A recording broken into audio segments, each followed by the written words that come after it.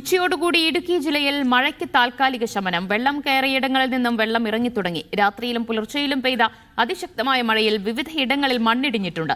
മണ്ണിടിഞ്ഞ് ഗതാഗതം തടസ്സപ്പെട്ട റോഡുകളിലെ ഗതാഗതം പുനഃസ്ഥാപിക്കാനായിട്ടുണ്ട്. ജില്ലയിൽ 5 അണക്കെട്ടുകളിൽ റെഡ് അലർട്ട് പ്രഖ്യാപിച്ചിരിക്കുകയാണ്. മുഹമ്മദ് ആഷിഖ് വിവരങ്ങൾ നൽകും. ആഷിഖ, മഴ കുറഞ്ഞത് ആശ്വാസം നൽകുന്നുണ്ടോ?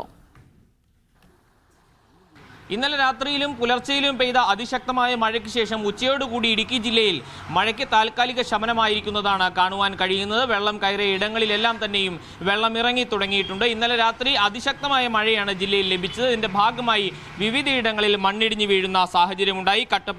കട്ടപ്പന ചെറുതോണി റൂട്ടിൽ കാൽവരി മൗണ്ടിന് സമീപം മണ്ണിടിഞ്ഞ് വീണ ഗതാഗതം തടസ്സപ്പെട്ടിരുന്നു.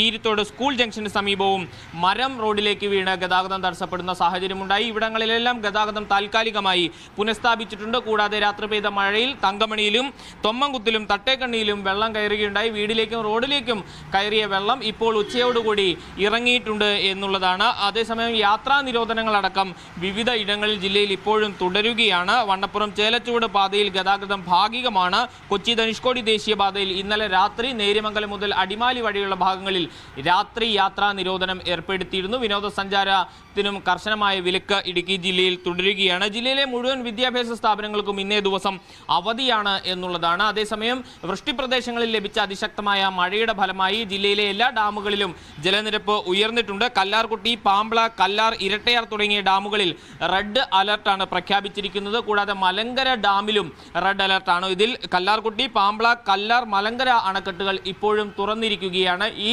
അണക്കെട്ടുകളിൽ നിന്ന് ജലമെത്തുന്ന മൂവാറ്റുപുഴ, തൊടുപുഴ, പെരിയാർ ആറുകൾക്ക് തീരത്തുള്ള ആളുകളോട് ജാഗ്രത പുലർത്തണം എന്ന പ്രത്യേകമായ നിർദ്ദേശം ജില്ലാ ഭരണകൂടം ഈ ഘട്ടത്തിൽ പുറപ്പെടുവിച്ചിട്ടുണ്ട്.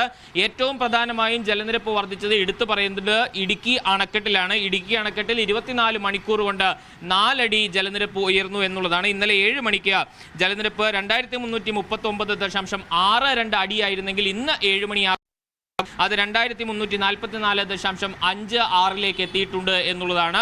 ഇടുക്കി അണക്കെട്ടിലെ ജലനിരപ്പ് 2 ദിവസത്തിനിടയിൽ ഏതാണ്ട് 10 അടിക്ക് മുകളിലേക്ക് വർധനവുണ്ടായി എന്നുള്ളത് ശ്രദ്ധേയമാണ്. മുല്ലപ്പെരിയാർ അണക്കെട്ടിലും ജലനിരപ്പ് വർദ്ധിച്ചിട്ടുണ്ട്. ഏറ്റവും അവസാനത്തെ കണക്ക് വരുമ്പോൾ 118 അടിക്ക് മുകളിലാണ് മുല്ലപ്പെരിയാർ അണക്കെട്ടിലെ ജലനിരപ്പ് എന്നുള്ളതാണ്. ഏതായാലും ഉച്ചയാകുമ്പോഴേക്കും ജലനിരപ്പ് താഴ്ന്നിട്ടുണ്ട് എന്നുള്ളത് ആശ്വാസകരമാണ്. താൽക്കാലികമായി മഴ ഒരു ഇടവേള എടുത്തിരിക്കുന്നതും കാണുവാൻ കഴിയും. അതേസമയം ജില്ലയിൽ എമ്പാടുമുള്ള ദുരിതാശ്വാസ ക്യാമ്പുകളിൽ കഴിയുന്ന ആളുകൾക്ക് ഇതേവരെ മടങ്ങിപ്പോകുവാൻ കഴിഞ്ഞിട്ടില്ല. ഭൂരിഭാഗം ആളുകളും ക്യാമ്പിൽ തന്നെയും തുടരുകയാണ്.